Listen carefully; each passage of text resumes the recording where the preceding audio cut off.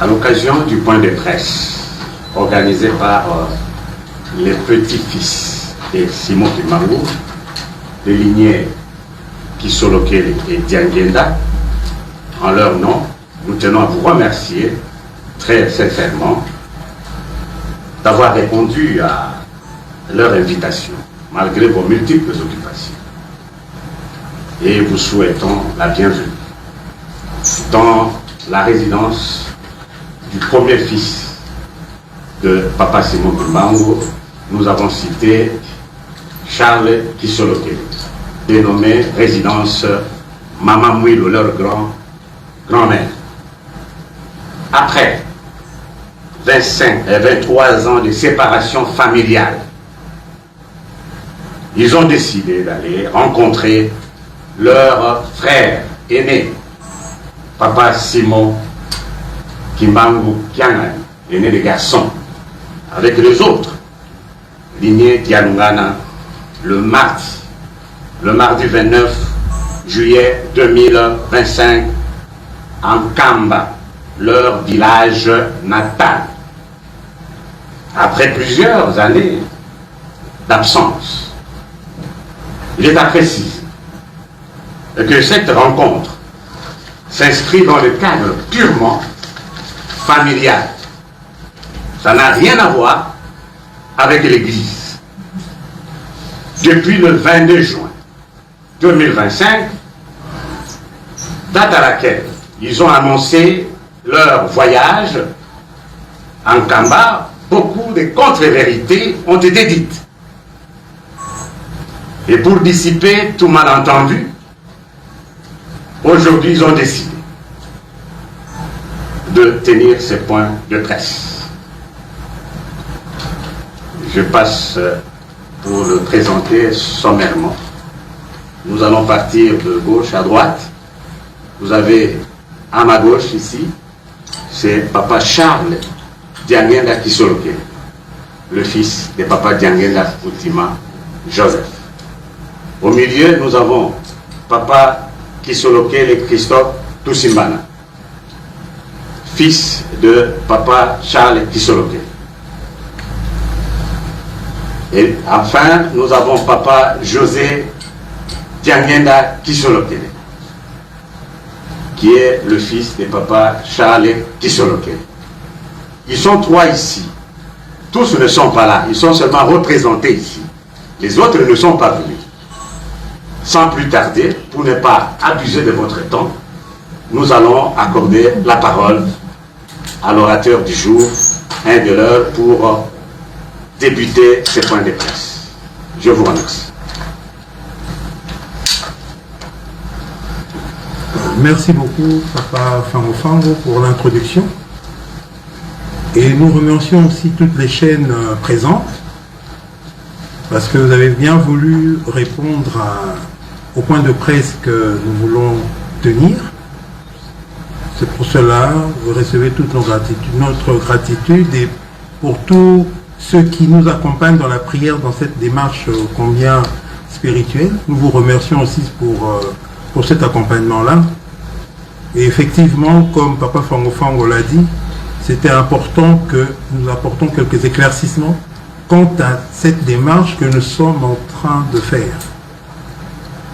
Donc, pour rappel, le projet d'aller en Kamba est venu à partir de 2024, quand notre frère, le chef spirituel de l'église kimbanguiste, Papa Simon Kimbangu Kiangani, a lancé l'appel pour que nous puissions tous rentrer en Kamba. C'était le 8 juillet 2024. Et suite à cet appel, nous avons répondu positivement et nous avons écrit à notre frère pour que au mois d'octobre déjà, nous avons proposé qu'il nous dise quand est-ce que nous pouvons venir pour le rencontrer. Et malgré les appels que nous avons faits, nous n'avons pas reçu de réponse.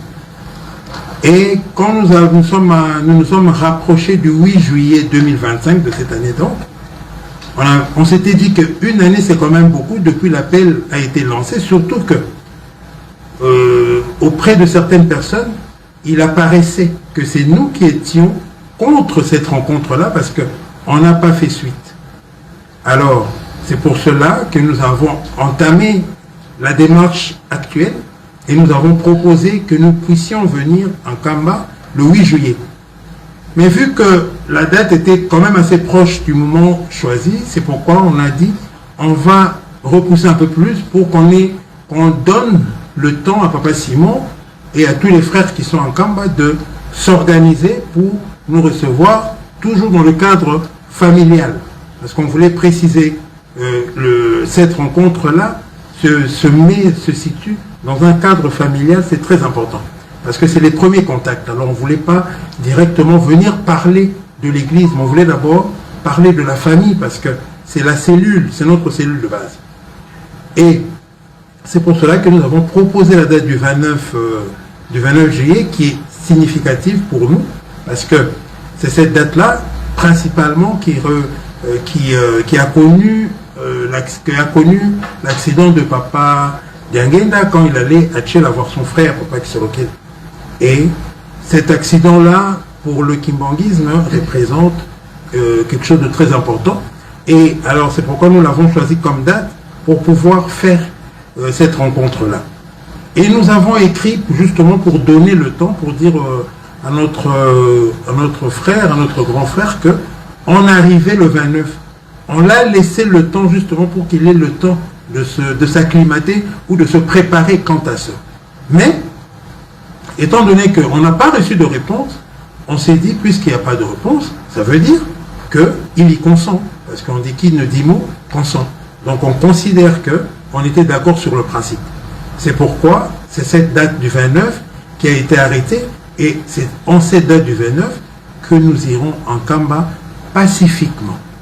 Ça veut dire que ce n'est que nous, la famille, les petits-enfants de Papa Simon Kimbangu, des deux lignées Kisolokele et Diangenda, qui sommes à Monkoto, qui allons nous déplacer pour rencontrer notre frère dans un cadre strictement familial, pour pouvoir parler, régler certains problèmes qui nous touchent, parce que c'est parti de la descendance de Papa Simon Kimbangu, et ça a affecté l'Église après. Donc c'est pourquoi on veut reconstruire, rebâtir cette relation en partant de nos liens de famille d'abord, et le reste on verra après. C'est ça la démarche du 29. On voulait insister sur le fait que nous y allons pacifiquement. Nous n'allons pas pour enlever ou retirer Papa Simon de son titre. Non, rien du tout. Papa Simon est et reste chef spirituel de l'église kimbanguiste. Nous ne l'avons jamais contesté. Durant les 23 ans que ont duré ce conflit, nous avons toujours affirmé que nous voulons la réconciliation, en reconnaissant que Papa Simon, c'est le chef de la famille d'abord, parce que c'est lui l'aîné en fait. C'est le chef de la famille et c'est le chef de l'église. On ne conteste pas ça, donc nous n'allons pas dans cette démarche-là, nous allons dans une démarche de paix, nous allons dans une démarche de réconciliation, nous allons dans une démarche d'apaisement. Donc nous partons que nous pour pouvoir parler, discuter et commencer à planir sur nos différends et trouver des solutions. Je pense que c'est ça le but principal de la démarche et de l'annonce qu'on voulait d'ailleurs faire aujourd'hui, pour assurer tout le monde, que ça soit le garant de la nation, qui est le président de la République, que ce soit les institutions qui gèrent notre pays, pour les rassurer qu'il n'y a aucune velléité de guerre ou d'affrontement ou quoi que ce soit. Pas du tout. Nous allons en paix dans notre village. Nkamba est notre village. Et c'est en Kamba que on a enterré les Papa Simon Kimbangu, notre grand-père. C'est en Kamba que on a enterré Papa Kisolokele, Papa de Lungana et Papa Diangenda, qui sont nos pères. Et c'est en Kamba aussi qu'on a enterré nos mères, à part Maman Saloulou, qui nous a quittés pendant le conflit et qui est en attendant à Kinimi. Donc, vraiment, nous partons dans cet esprit de paix, cet esprit de dialogue, de discussion, pour que nous puissions donner l'exemple au monde entier. Parce que nous cherchons à réhabiliter, nous cherchons à rétablir le nom de Papa Simon Kimbangu dans toute sa plénitude. Parce qu'aujourd'hui, que la descendance de Papa Simon Kimbangu soit en conflit, c'est comme un défaut. C'est comme notre talon d'Achille. Voilà. Donc nous voulons réparer ça. C'est pourquoi nous partons dans ce sens-là. Nous voulons la paix. Nous voulons la paix même pour notre pays. Si cet exemple de réconciliation va permettre que tous les Congolais se réconcilient, eh bien, ça sera une bonne action. En tout cas, dans notre esprit, nous partons en Kamba le 29 juillet. C'est pour aller en paix, dans un cadre familial, discuter avec Papa Simon et les autres frères et commencer à amorcer un dialogue qui va emmener la paix dans toute l'Église. C'est ainsi que c'est ça le message qu'on voulait vous lancer. Et je vous remercie pour ça. S'il y a des questions, nous sommes ouverts pour vous répondre. Merci beaucoup. Merci beaucoup, Papa. Avant qu'il me pose des questions, si vous pouvez le faire en lingala, un petit résumé. Un petit résumé, pour ceux qui ne comprennent pas le français. Merci beaucoup, Papa Fango Fango. Tolobi boy. Tolobi était lelo, ceux qui te sangisi bino bande quoi, et ça y est na moko. Tango essayer koki pour être toko kako pesa façon to ndengi tozali kotale la likambo. Makambo nyos. Bokabwanyo ya biso mokili mombeyebi et bandi ça fait 23 ans et il me dit déjà. Et ce temps molai. Et tout ça là qui va démarche belé pour être toko kako boma likambo wana. Tokenda même kokuta dans le centre tout ça va démarche belé kasi malheureusement tozali kokoka par exemple tozali kokoka koyoka nati malgré au effort nous tout ça là qui to communicanda to sengi même ba konzi ba kota na likambo yo batu mingi ba koti ba salisi biso mais to aboutir te na likambo wana. Alors c'est mon avis zalaki makasi mingi tangu na 2024 mbule uti koleka to yoki Papa Simon Kimbangu Kiangani apesi message ya bobengi batu nyonso babimaki tokoka kozonga bisika moko pona tozongisa lingomba ningi batata batikaki yango. Et par rapport ya kobenga wana abengaki biso to pesaki e anotobi to ndimi yango na motema na biso nyonso boloba na biso kaka mokolo nini mpe bisika nini tokokuta kasi tozelaki tomoniki réponse eyete malgré tokomaki malgré tobengaki malgré totuni mais réponse ezali koyaka te mais ntango tomoni ke tolingi tokokisa mbula mobimba depuis likambo wana elobamaki biso tobi te lokola baza kopesa biso mokolo te tika biso topropose nde mokolo comme ça au moins ekotya biso nyonso d'accord yango wana bomoni ete tozwaki likanisi ya kopropose le 8 juillet parce que ye pa apesaki mbela wana na le 8 juillet yango na biso mpe tolobaki ete topropose le 8 juillet mais ntango totali le 8 juillet eza penepene mingi yaya na biso na bandeko mosusu ntango mosusu bazala na besoin ya kose préparer mpona koyamba biso yango topusaki mokie toyebi bon totanga ata na fin du mois le 29 juillet oyo mpe ezali mokolo moko important na kati ya vie na biso ya bakimbangiste parce que ezali mokolo oyo Papa Diangenda Kuntima Joseph asopaki makila na ye na lukulu yango wana ntango topropose mokolo wana tokomi na bandeko na biso mpe toyebisi bango ke voilà topropose toya le 29 nde tokoya to ya komonana ntango tokomi tozeli mpe réponse mais réponse mpe eye te ntango tomoni réponse eza te biso tobi bon yaya andimi yango parce que tolandi mpe mwa moke na ndenge mebandela makambo ndenge elobamaki ye moko alobaki ete toza kozela bandeko baa koya wa le 29 donc biso tobi bon toza koya yango nomoni ete démarche na biso econtinue po ete toza kose préparer tokende le 29 juillet 2025 et tolingaki mpe koloba parce que toyoki ntango mosusu bato mosusu bakoki kokanisa bango bakei bitumba bakei kobunda bakei kosala ni bakei kolongola yaya na bango tobi te likambo wana eza bongo te toke na compte ya lingomba te toke na compte église kimbangiste te toke na compte ya famille Kimbangu c'est différent yango tolobi biso malamu biso nde tolakisa nzela tolakisa exemple ya malamu tokende tosolola tobongisa po ete kongo ya koko na biso oyo bato bakomi kosakana likolo ya conflit ya bakoko na ye alors ce biso tolongo na kilo wana tolongo la salité wana au moins mokile lobete ah bato bayokani babongisi comme ça tout doit départ ya sika et c'est mon biso ya mwana honte lui to aliko kendela na kimia to ko mema mutu te to ko keka biso na biso biso ka bakoko biso nde tokei comme ça to sola na famille toke na kimia tokei ko luka bitumate toke penza na kimia nyos pona to solola to chepe elikete bande ko na biso kuna akoyamba biso pe na kimia nyos to sololi to yokani na ninga famille allez to zongi na biso pe na kimia to linka kete au moins salité wana mbindo oye likolo ya komba papa Simon Kimbangu likolo ya conflit na biso ya kozanga boyoka na biso ekoka kolongwa to sukula kombo wana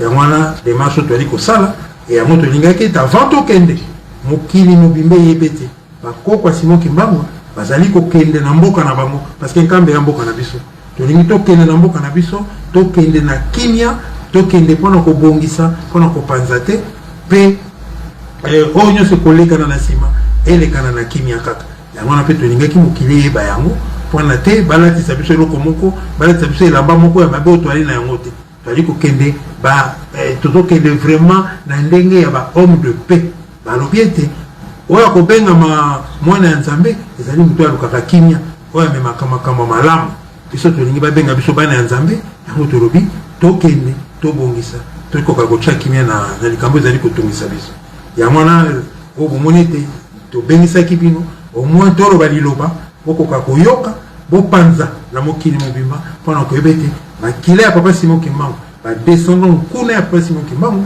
ezui décision était makambo nyonso bande ko kabola biso to kwa kosisa yango to banda likambo ya sika. Merci beaucoup. Voilà, je crois que vous avez très bien suivi religieusement la communication de nos papas. Nous allons prendre 6 questions. 3 questions en français et 3 questions en lingala. Pas au-delà de 6. Vous déclinez votre identité, vous préparez. Soyez concis, précis. Parce que nous n'avons pas le temps à perdre. Je vois là-bas, Papa Vina. Oui. Posez votre question en français d'abord. Ceux de Lingala vont intervenir après. Merci papa. On vous a suivi. Depuis le début, papa, vous avez parlé plus de la paix. Mais le 22 juin, lorsque vous avez lancé votre message, c'était plus un message d'atterrissage en force. Et que je ne sais pas, parce qu'on nous pose tant de questions. L'atterrissage forcé, pourquoi? Est-ce que c'est la paix ou c'est la guerre? Merci. Oui. Et c'est Cyril Milanzo de la radio Top Congo FM. Vous dites que vous allez en Kamba dans un cadre strictement familial. Mais je sais qu'il y a certains membres, vous avez cité un nom, je ne sais pas s'il s'agit seulement d'une seule personne qui avait été enterrée en dehors de Kamba. Est-ce que vous allez ramener les membres de votre famille qui étaient morts et vous allez les eximer pour aller les enterrer en Kamba ou comment? Et la petite deuxième question, vous allez vous réconcilier, vous, en tant que petit-fils de Papa Simon Kimbangu. Mais il y a également des conflits dans d'autres familles. Moi, je connais dans ma belle famille, il y a un de vôtres qui était mort. Il y a eu même division dans l'organisation du deuil. Les gens de mon coteau étaient dans une salle et les gens du centre étaient à la résidence du défunt. Comment est-ce que vous allez régler ces problèmes d'abord sur le plan familial et ensuite au niveau des églises? Puisque là aussi il y a un problème. Merci beaucoup. Dernière question en français, s'il y en a. Français d'abord.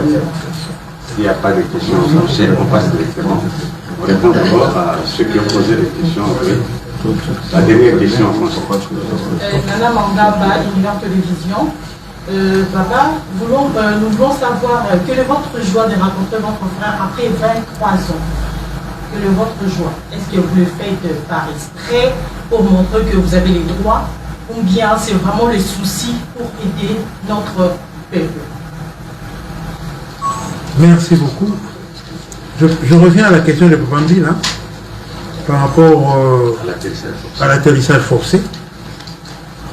Merci beaucoup. Je pense que cette thématique ne date pas d'aujourd'hui. C'est une thématique qui date de longtemps. On avait dans un message, Papa Diangenda avait dit à Papa Charles qu'il y aura un atterrissage forcé. En Kamba, maintenant, c'est juste des analyses. Papa Charles, en réfléchissant, il en a parlé. Mais je pense que l'essentiel, parce que c'est le terme atterrissage forcé qui intéresse les gens. Le message est spirituel. Donc si nous le contextualisons, ce message-là, évidemment, nous allons comprendre que aujourd'hui, en regardant le microcosme kimbanguiste, nous savons très bien que le kimbanguisme a un problème. Et on peut comparer ça à une panne technique dans un avion. Disons que le kimbanguisme est un avion. Dans cet avion, on ne parle pas de Monkoto, on ne parle pas du centre, mais on parle du kimbanguisme. Parce que c'est un message universel. Et dans ce message-là universel, pour nous qui sommes dans l'avion, c'est un message qui est menacé. Il est menacé par des incohérences. Les incohérences qui sont provoquées justement à cause du conflit. C'est ce conflit qui crée des incohérences. Considérant que ces incohérences, c'est des pannes techniques dans l'avion. Et nous sommes dans l'avion. Qu'est-ce que fait le pilote quand il y a un problème dans l'avion? Il atterrit. C'est le kimbanguisme qui doit amorcer un atterrissage forcé. Et dans cet atterrissage-là, si l'avion atterrit, et là je me rapproche plus de la vision de Papa Simon Kimbanguian, qui vient de dire il n'y a pas longtemps qu'il faut une séparation nette entre les enfants du diable et les enfants de bon Dieu. Et cette séparation-là, je crois, c'est l'atterrissage forcé qui va faire en sorte que ceux qui ne sont pas pouvoir continuer le voyage. Moi, je pense que c'est comme ça qu'il faut prendre ça. Et non prendre ça comme une vision d'apocalypse. C'est pas l'apocalypse, c'est un enseignement. On nous a toujours parlé, on nous a toujours enseigné par parabole, par image. Et c'est ça l'image que je représente. Je retombe encore sur Papa Fumambanza qui parlait d'un camion, d'un véhicule, dans lequel lui, il est conducteur avec ses enfants, et les enfants sont en train de descendre pour aller chercher des biens matériels par terre au lieu de rester dans le camion. Moi, je pense que ça fait partie de ça. Le camion dont Papa Fumambanza nous parlait, c'est l'avion dont Papa Fumambanza nous parlait. C'est l'avion qui fait un atterrissage forcé. C'est le camion qui est obligé de s'arrêter pour attendre un arrêt forcé pour ramasser ces enfants qui sombrent pour l'argent. Ouais, c'est juste des jeux de mots, papa. Quand on contextualise, de risque qu'on aille faire dire à des mots, leur sortir de leur contexte pour leur faire dire ce qu'il ne faut pas. Moi, je pense que c'est vraiment dans ce sens-là, c'est dans cette logique-là que cette thématique-là a été abordée. La deuxième question, je pense, c'est pourquoi je vais ramener les corps et tout. Pour la question que nous a posée notre frère de Top Congo, je crois que c'est ça. Nous n'avons pas besoin, nous irons le 29. Nous ne pouvons pas directement aller avec le corps de maman et le corps des autres frères et sœurs enterrés à Kinimi. Donc d'abord, ces voyages-là du 29, vous savez, si nous arrivons à nous entendre, c'est fini. Le reste, même quand vous parlez de conflits, chez les kimbanguistes, ils nous regardent.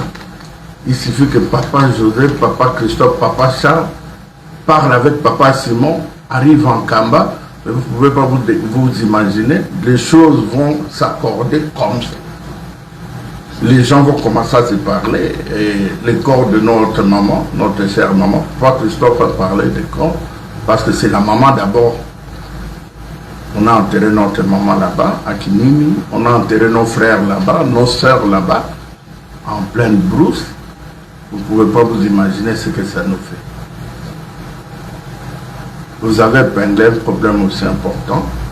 Je n'aime pas parler de ça, ça me donne l'émotion.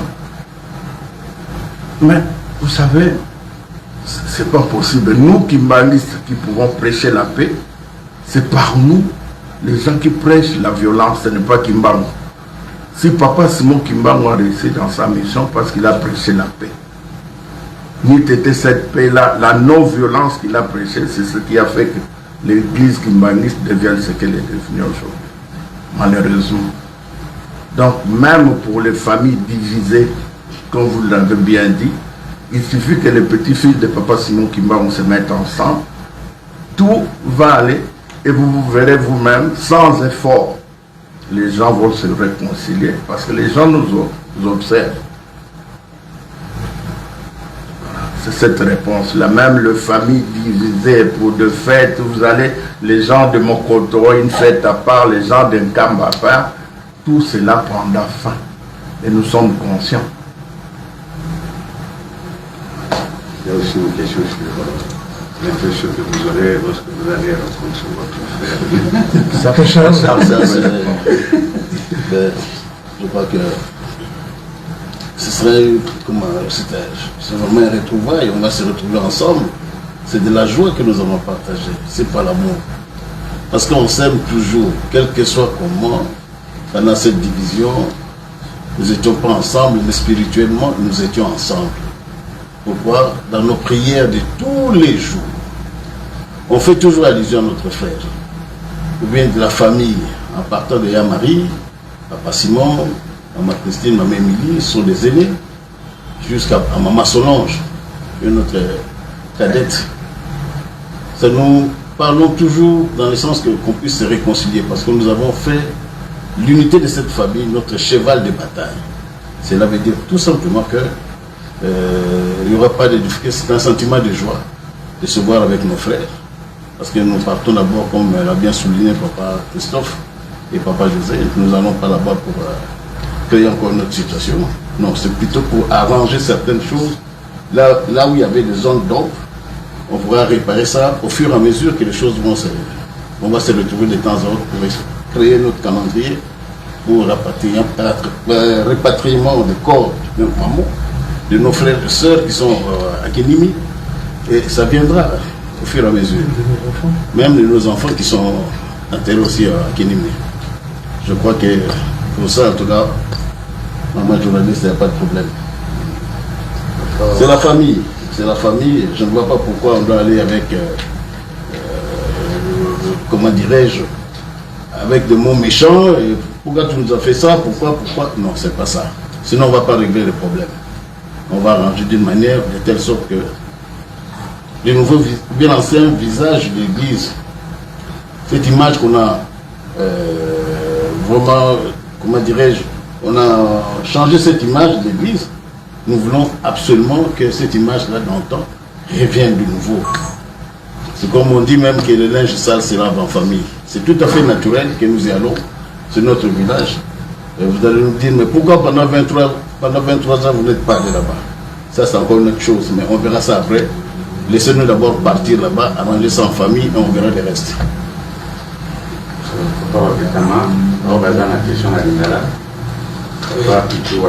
Pas Pichou en Ketama et en TK. Question d'Angazali Papa, depuis Boulouba qui est le 22 juin, qui pose que le camp le 29 juillet, par réaction ils ont moins belé.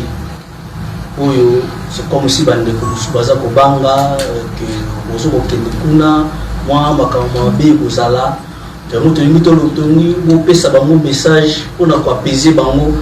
Nini oyo bakoyi kozela na koya na bino na nkambo kela bino na nkambo mana kasi papa lo bien moi tozo kende la bitumba te non so bitumba la ko kende biso te pourquoi pas mater tozo na posa ya kimia papa c'est moi Kimbangu oya pesa di pendant na mboko oyo akende na violence sikali asali violence na kimia nyonso azui oyo azui ya mutuya. Oyo kaka banyokolaki bango pe comme bapesaki personnalité civile. Peut-être vous ignorez cela. oyo banyokolaki Simon Kimbangu bango bapesaki personnalité civile ya kokobondela ndenge ye alingi azwaki ona mpe na oyo asalaki na makambo nyonso asalaki makambo nyonso asalaki mpona mokili na biso mpona mokili mobimba parce que asalaki yango mpona bakimbangisi te masala mpona mokili mobimba d'ailleurs na ntango oyo aza kosala aza koprone te ke asala yango mpona RDC non aza kosala yango mpona mokili mobimba epai nyonso moto amundu azalaki na kati na bowumbu akoka kobika yenge mokundoli te aye kokundola oyo ezalaki ya kobombama abimisi yango libanda na nini na kimia asala na kimia makambo nyonso asala na kimia koma biso sikoyo tolandi ye tozala na kimia te discours ya koyina na wana totika yango tozokende bitumba te koswana te soki nini ezali te tozokende mpona kokutana tosolola tobongisa na bandi démarche na biso eza na sens wana eza na sens mosusu. Et puis on a complété Papa Charles na koloba boye boyebi soki boyoki bato bakointerprete mabe eza bato balingi te komona libota Papa Simon Kimbangu esangana donc bamoni bato bakokotaka songi kokende kosala babiloko ya mabe kokende koloba makambo oyo epimi na monoko na biso te biso depuis 23 ans crise oyo ezali na monoko na biso ndenge Papa Christophe alobi ndenge Papa Charles alobi toloba kobele lika moko réconciliation soki est-ce que 23 ans durant crise ezali toloba lika mabe te maintenant seulement toya kobimisa makambo mabe ou au moment biso moko tokosenga tokende tokutana na ya na biso donc wana eza bato baza motema mabe oyo balingi tokutana na Papa Simon te tosangana mpo tosisa makambo oyo eza soni ke biso libota Papa Simon Kimbangu tozala boye lelo bakoma kopesa naokaka soni mbala mosusu nalandi bato moko baministre moko bakabwani ya mokili balobi omonte bakokwa Simon Kimbangu donc bakozwa exemple na biso na ndenge ya mabe bakokwa Simon Kimbangu bakabwani bo biso tokabwana te mpona donc lelo soki bakokwa Simon Kimbangu tosangani ekobongisa makambo ebele yango wana vraiment na banda kozonga toujours na mutuna na même bato balingana te bakolingana biso tozali awa malgré tozala kokabwana soki mutu akufi ndeko moko akufi kuna na trois tokendeke nga nauti Brazzaville nauti Pointe Noire nakende koassiste na matanga ya bato bayambi ngai mpe nake na matanga na pose geste na ngai nazongi puisque balobaka biso toza bandimi tokovivre na NT éducation nini tokopesa donc un kimbangiste qui prêche la violence n'est pas un kimbangiste parce que Papa Simon Kimbangu n'a prêché que l'amour du prochain il n'a jamais prêché la violence et par contre biso a priori biso donc tout oyo bokoyoka eza bakosala nyonso po ete badécourage biso tokende na nkamba te mpona mpe basala babangisa Papa Simon na nkamba po tokende kuna te c'est ça l'objectif nous ne sommes pas là yango wana mpe conférence alelo ezalaki important po topesa message wana ya kimia ya pe jamais yango so tolingaki bato mingi bakanisa tokende na lingomba mobimba bato tosamelaka na moko non mpona kolakisa bonne volonté na biso bonne foi na biso yango tokendeka libota biso etoyebi ete bakosala biso mabe te pamba te toza bandeko ya Papa Simon toningi okutana na ye na biso mabe ezawa bafamille nyonso bazalaka na baproblème bakutanaka pourquoi pas non message wana totindi Papa Simon bato bakokende kokosa ye azwaka makambo wana en considération te parce que biso bandeko na ye tokende na kimia merci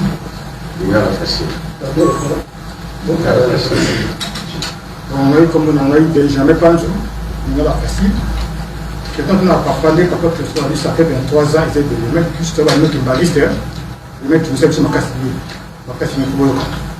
Surtout que nous encore 4 jours, et le 25. Est-ce que la fois de poste pour nous ici, on a répondu à notre tête, et puis à part ça, vous avez une sécurité, 23 ans après, est-ce que nous avons aussi nous pour la niveau que nous avons. Vous avez une sécurité qui vous doit pas pareil. La sécurité, quand on a les réseaux sociaux, comme il est, vous savez, vous rajoutez Bango qui les autres va trop dans le tour d'Ango. Est-ce que par là, il faut aussi te beaucoup là? Est-ce que vous allez maintenant la sécurité, c'est cette question? Merci beaucoup. Je pense que d'abord, ce qui va bien, besoin qu'il ne rajouter Bango, surtout qu'il y a un camp, mais il y a siège église qui vont dire, ils ont temple, ils ont temple, donc, ils ont un sens. Je pense que les papa José Lobiete va te belé, va aller d'accord, te pour être maquilla, et pas ce qui est sangal. Et Zaka et Loko Moko, et tout ça, les bâtons, il n'y a que deux possibilités. Soit, va tirer gain moko matériel. Bon, on a séparation, parce que tout va vivre, même, on a un conflit. Et ça, pour entraîner le bateau. Ce qui est à monter, tout ça, ou diable. Parce que diable, il s'engage, il a beaucoup à soit aux Andoki, diable, moi, Satan, soit, vous voyez, on a bien mon matériel. Dans les deux cas, ça ne nous intéresse pas. Ce qu'on va dire qu'au lieu 23 ans et coquille. Ce qu'on va dire qu'au lieu 23 ans, c'est suffisant. Aux jutins, pour s'enrichir, qu'il y ait ça la vie. Mais bima la famille, c'est que moi, je pense que ce n'est pas un problème en termes même de sécurité. Ce qui est au que tu es biso moko. Et binonyo soboye biango, ça veut dire que mokili mobimba et que biso tu as dit que ça la démarche moko innocemment démarche ya paix, tu as dit que et tu es bisi binonyo sobozala ba témoin. Oyo qui était au but que na kimia. Oyo nyonso ko porter le boko sur biso. O akomera ko sala boy. Oyo ko lande matériel. Mutapi sa biso teto que na mboka na biso parce que za na kati ya constitution en Moko. On a le droit à kokende bisika tolingi na kati ya Moko, surtout Mboka na biso Moko. Si ko batata na biso bakondi ba Moko na ça fait plus de 23 ans. On a le droit qu'on s'incliner biso ba tombe na bangote. Et bon Moko qu'on a biso on a le droit qu'on kende kuna te. Et zali droit Moko inaliénable ba ko longola biso ya Moko. Donc tout ça on a le droit que nous kuta nande qu'on a biso na cadre familial to solo. Et je pense que maintenant ça zali réfléchir à koyebete malamu teto ke na ndenge ya brutalité auto menacer wana za resto ba yebelo ko ne ko yana bangote parce que biso to ke na kimia to ali metema ko fungwama to zali to ke na kibonzambe nyonso to nzamba ko batela biso po ete to ke na kimia to zonga pe na kimia to za ko bangate to ina ngai ko compléter pa ina lo banaye ke Nkamba exact le bakon ville sainte de Nkamba donc ça esika moko ya motuya kuna biso bakimbangisi jamais ndenge le biso to kwendo sa mobulu kuna biso to sala mobulu na Nkamba pona biso eza sacré ndenge ba musulman pona bango la Mecque c'est comme ça pour nous donc jamais biso bakoko simo kimbango to kende na Nkamba to désacraliser Nkamba ko sala mate donc wana mate ya mabe yango moto ke na biso na kimia nyonso toza mobangi te mpo mate eza mboka na biso bapapa pendant 23 ans tovandaki bato nyonso bokondanaka biso me boyebi badémarche oyo tosala te depuis 23 ans ya crise mpo tokende na Nkamba badémarche boni tosala oyo oyokaki le 22 juin wana tolobaki pamba te bino nyonso bobandeki kokondane biso mais pourquoi 23 ans bosala keloko te pamba te bamikando nyonso tobandeki kokoma badémarche oyo tobandeki kosala na nkuku bobandeki koyeba yango te yango tolobaki cette fois tomatise mpe mongongo bato bayebe te ce n'est pas maintenant tobandi badémarche yango ebanda kala mais comme ebandeki koyokana te bino nyonso bolobo bino bato bolingaka te mbala tolakisi bino ke biso tolingi yango wana bomei tobimi libanda tolobi yango na makasi nyonso po boyeba donc mobulu ekoyoka ote epai na biso te Nkamba eza sacré mpo na biso. Merci beaucoup. Merci beaucoup pour la Maroba. Naïm de Kobusco Kabamba, je suis de Souré Télévision. Moto na mal monsieur Zali, tant au conflit Zali, Tatsina Bato, Ministère de l'Info militaire à Zali. Pour la ça va plus mal. Mais j'ai suivi votre intervention, vos interventions ici. Nulle part vous savez la vision de la médiateur. Pour le bien de vos combats qui m'ont mais il y a nos limites. Ne peut pas en avoir comme un homme. La négative est belle. Chose à battre mon sika, mais tout à l'heure rapidement à moi tu as un enfant qui peut mener. Papa Simon qui m'a envoyé mon tour à Kimia. Alors un problème. Mais quand il y a le bon dans la vie, non, ils allaient prendre la mort pour ne pas reciter comme mon aïe. Azay mon temps nous mingi. Papa Zabo. Est-ce que ma ramené dans qui n'est pas? Nous allons voir le rôle de l'école qui est dans l'échec. Autant comme papa Simon, mais nulle part moto no biso de la musique. Donc peut comme il ça l'appelle papa Zakobo autant y a voté. Est-ce que vous êtes sûr dans le politique penza que vous que le penza ya sur le plan Merci. Wananga ma na tomboli musapi pour na répondre calmement.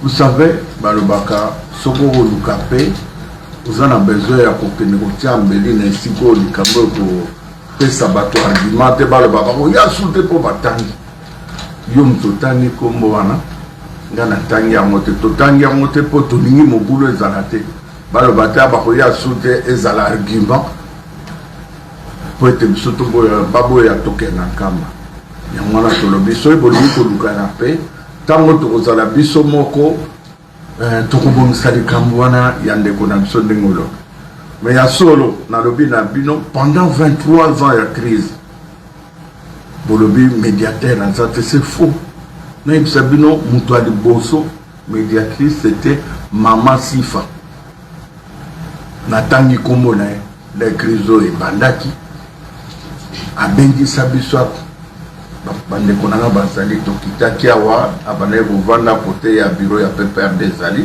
azalaki na résidence moko wana bato tokendaki wana bamosusu mpe bakufi nano te bazali awa tokei kuna mama aleli alobi bino bakopa Simon Kimbangu boyokana te alobi papa na bino wana fe Moïse Kabila akufi ntango tokovoyage na ye même ntango azalaki na rébellion na sac na ye azalaki na photo akoko na bino et nous a surpris alakisi biso photo oyo mobali na ye père son âme fe Moïse Kabila abandaki kotambola na photo ya papa Simon Kimbangu bongo bino bokosala soni asaretaki na biso te amonaki mpe bandeko na biso nkama donc soki tobandi kotangela bino bato oyo eza na wana ntina kotanga te on a intéressé même le président Kabila à l'époque qui a envoyé des gens papa Charles est là papa Christophe est là so tobandi kositele bino bamédiateur oyo mais vous savez pourquoi totiki tomoni que crise na biso apparemment eza crise mo spirituelle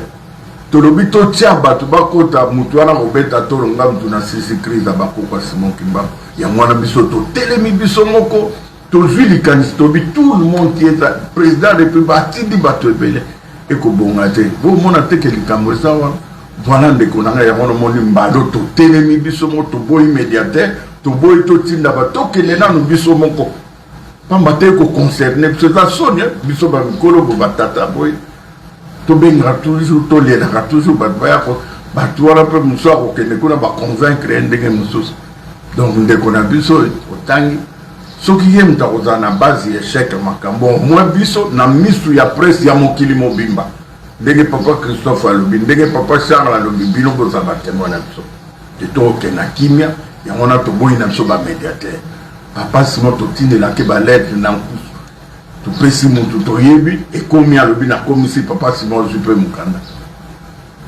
tolobaka na bino te pamba te tolingaki ezala na entre biso yango lelo tolobika mpo bato bayeba position na biso mpo tolingi te nalobelaki o na ndako ya Nzambe nazoka maloba na Pointe Noire biso mo toza na minoko pourquoi toluka baintermédiaire e tolingi te bato balobaka na monoko na place na biso parce que papa Charles akoki kotinda moto aloba est-ce que vous êtes sûr que motu wana fidèlement kotransmettre maloba papa Charles alobi yango wana tomonaki toza na besoin d'intermédiaire te biso moko totelema toloba ndenge topesaki promesse rendez-vous le 22 juin wana yango wana bomoni totelema donc bamédiateur il y en a une cinquantaine peut-être papa Charles là awa toyambaki le président dos Santos père son âme atindela biso bamédiateur bauta na Angola baya bakena nkamba basolo na papa Simon il faut boyeba biloko wana po tobimisa lelo bozala posa boyeba certaines vérités baya au médiateur wana baye basala au moins 5 jours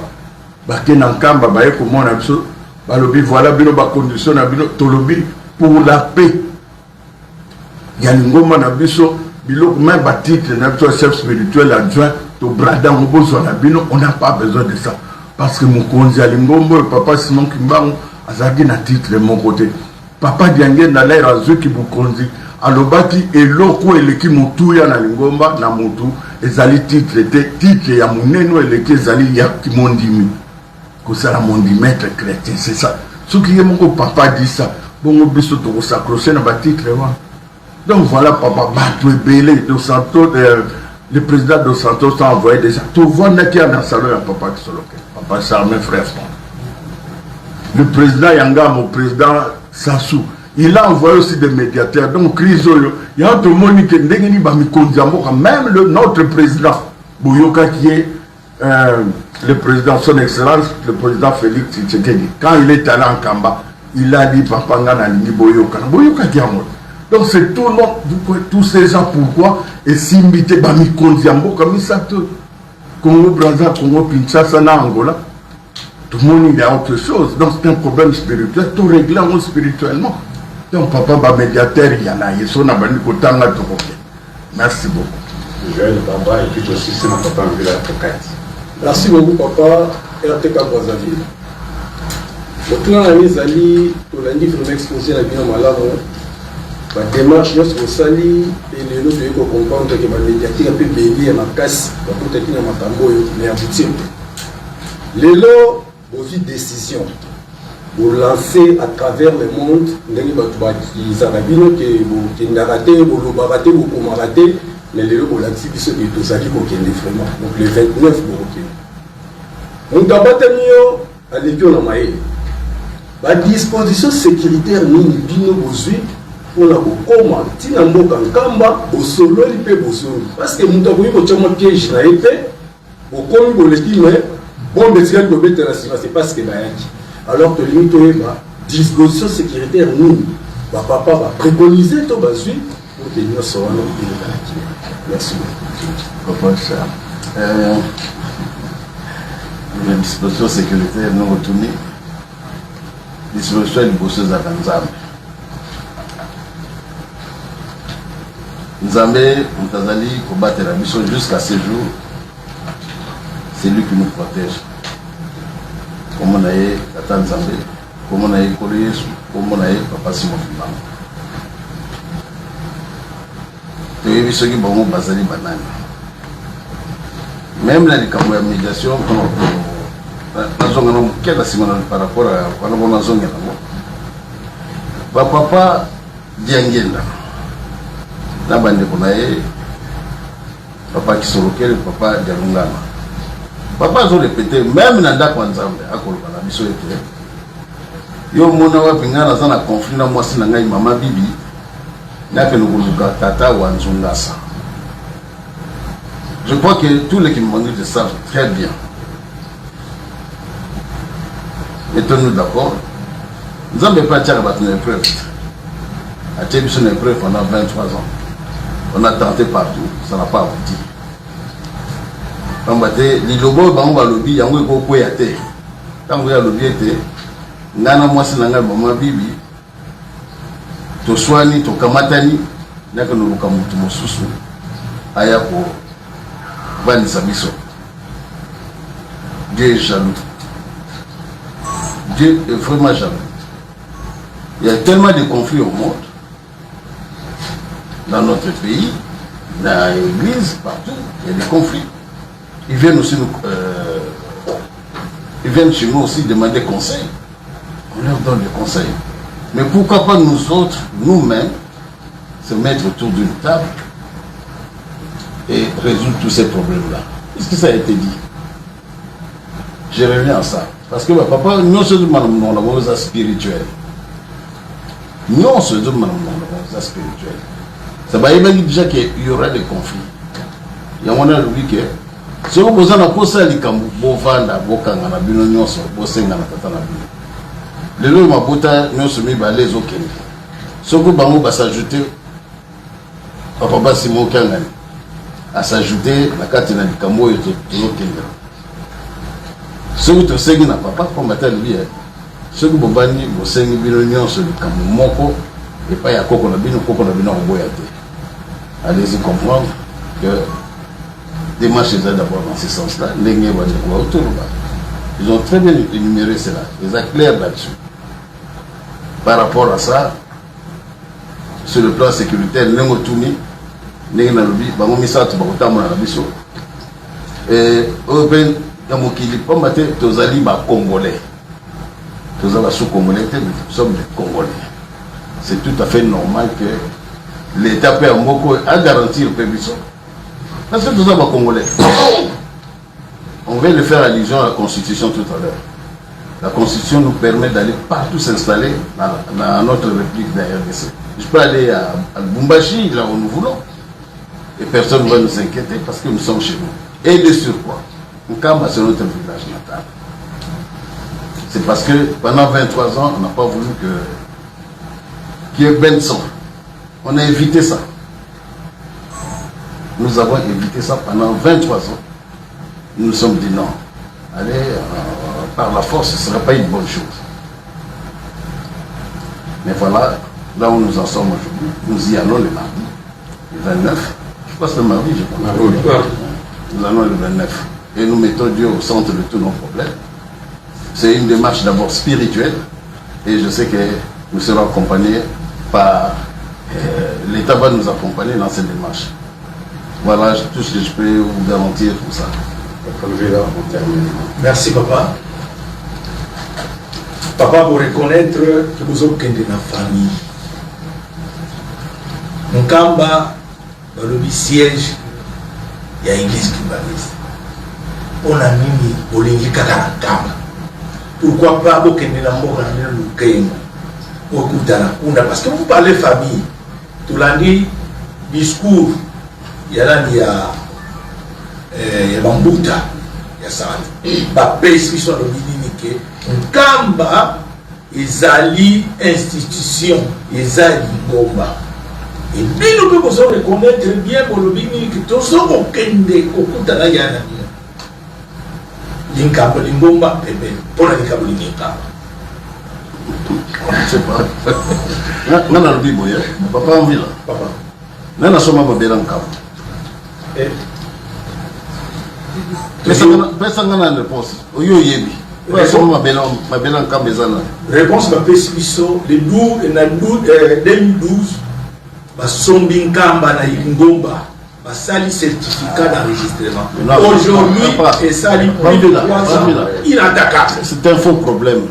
Usage de faux paysans. La justice. Usage de faux paysans. Nous, de toute façon, Bélé Colonne d'Ako. Mettons-nous d'accord sur ce point. Colonne d'Ako, en 2012, il y a personne qui est là. Il y a Zalek. Bien Zalek déjà pas oui. Bouété. Mais alors, on ne va pas pour ça. C'est notre village. C'est à nous. Quand Béza a Bissot.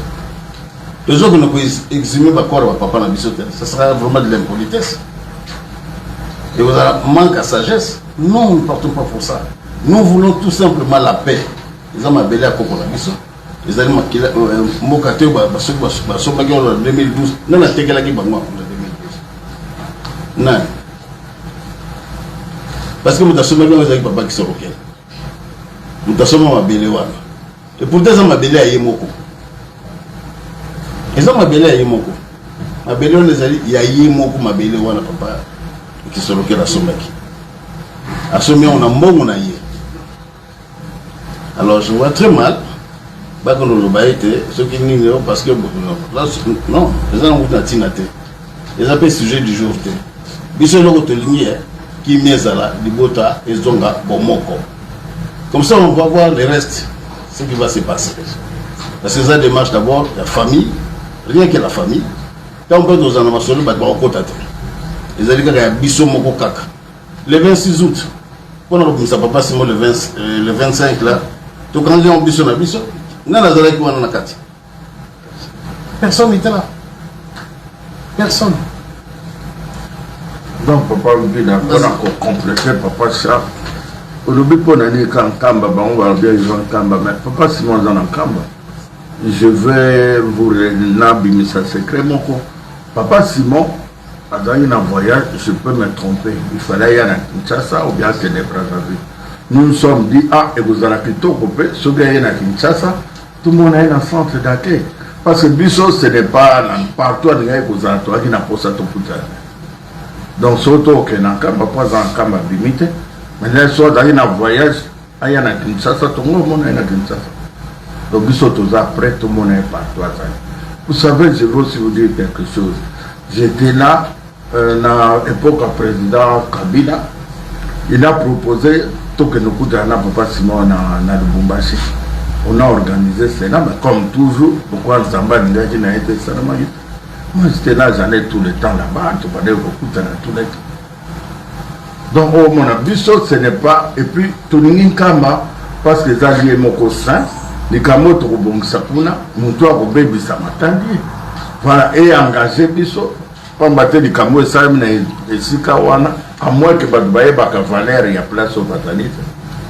Biso, tout le monde, Valère, voilà pourquoi on vit là. Sinon, il y a cette sécurité, non? Ce que il y a même son encore maté toqué na luke. Tant mieux toqué na ngombe kinsuka. Tant mieux. Pas nous tous après, tous à dispo toqué. C'est cette TV maman. Mardi à posant la beauté. Maman c'est cette TV pour maman qui est pas tout le monde. Merci pour la mesa libanais, nous avons poussé vraiment. Je me présente d'abord Madame Raïssa Boula, journaliste à CCTV pour la grande émission Massoula Moka. Et nous sommes à Lingala, après le 27 juillet, tout compté église, après le 29 juillet, tout compté église qui m'a dit de Yamokoto, tout le centre, beaucoup de locaux. Et puis à Mibale, est-ce que vous avez dit que vous avez tout le centre d'accueil? Merci. Tout n'a pas facile à vous répondre. Sur les démarches, nous avons dit que nous avons des poteaux sur le bosso, les bottes centres pour la bonne samakam. Parmi les macambes, on a celui qui est et systématique. Mais pourquoi tu sur les cambos, tu les cambos, souci na biso boyoka papa ça lingomba ezonga bomoko. Mais so ezongi bomoko ndenge ni to za sous des églises que awa batumso kuna batumso. Donc maman to zonga avec simplicité. N'a pas qu'il a bu non que biso da ba titre était parce que mon konza lingomba le ba titre wana yango te mto conception du corps. Tu crois que ce que ça titre amené nanda wanda mede so bizale nyo za mabenda okota likolo. Donc déjà mon konza lingomba le ba na biso da ba titre titre leki munene zali ya mondi. Donc ngana zana mondi matana zoyi mondi et ko sala ngese mingi. Donc voilà maman tokozonga na simplicité nyonso tokozako du presser tozo pour vous le dire. Cher papa, mesdames et messieurs, chers amis de la presse, nous croyons que vous avez suivi les déclarations des petits filles de nos mamans. Nous n'avons plus rien à dire. Tout a été vraiment clair. Et nous vous disons tout simplement que le point de presse de ce jour vient de prendre fin. Nous vous remercions.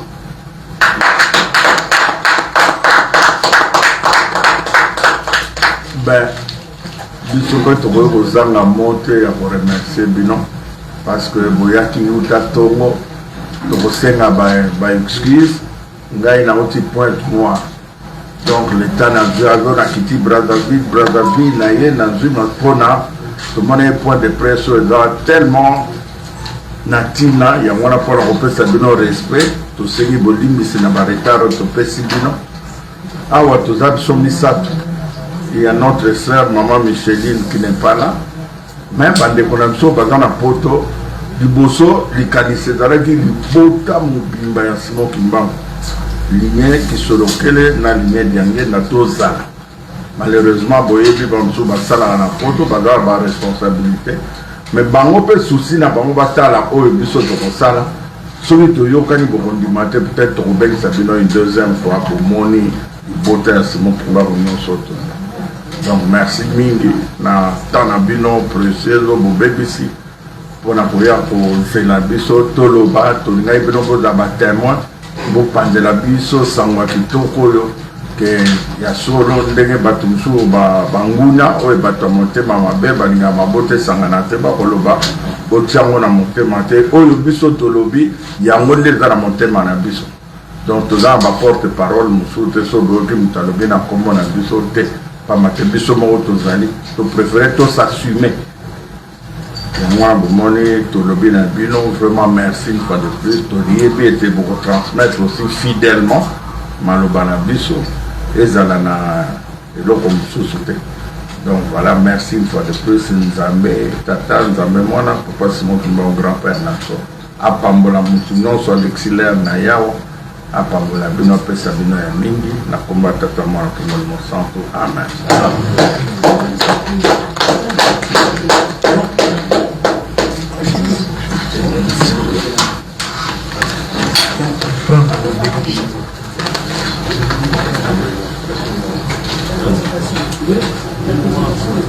Comment?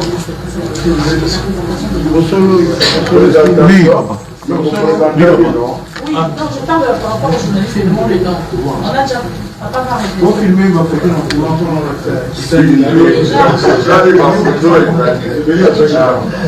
Et puis finalement, on a mis papa Diagenda d'être au na Suisse avant qu'il a vu dans 93 ans dans un hôpital. Curieusement, l'air en 92 avant papa Diagenda a vu il n'y a aucune crise. Papa m'avait dit, dans le banc, on a un plan cam. Nous avons bana ngaïté. Nous avons bandimi ngaïté. Nous avons nouveau ngaïté. Mais ils ont encore bien. Papa Diagenda l'avait déjà dit. Donc, il y a eu des crises pour papa Charles. Et moi, j'ai transmis fidèlement ma banaï. La temple et la cam. Donc, aujourd'hui, sauver vos salams. Je vais déjà dire papa il va quitter il a souligné Mouto à Bokabola à Roya Bokamata. Donc, bateau Bakaboli beaucoup sont partis par des territoires on a la Kaboliban. Nous sommes là pour votre information.